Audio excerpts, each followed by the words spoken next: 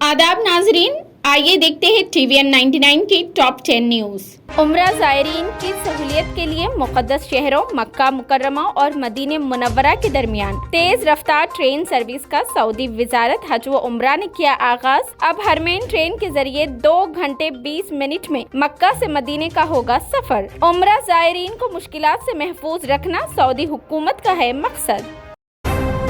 दौरा हिंद से बांग्लादेश को पहुंचा फायदा, बांग्लादेशी प्राइम मिनिस्टर शेख हसीना का इजहार। कहा, दौरे से खाली हाथ नहीं लौटी, इससे दोनों ममालिक के दरमियान ताल्लुकात के बेहतरी की मजीद इम्कानात हुए पैदा। शेख हसीना के हालिया दौरे भारत और बांग्लादेश के दरमियान 7 कमिटमेंट्स पर किए थे दस्तखत।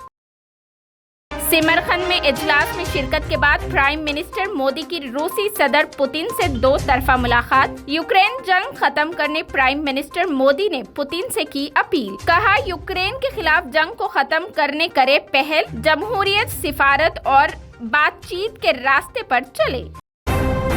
कर्नाटक हिजाब पर जारी सुप्रीम कोर्ट में समाअत के दरमियान सीनियर एडवोकेट कोहलिन कौंसिल्फ ने कहा, कर्नाटक हाई कोर्ट का फैसला तकलीफ दे।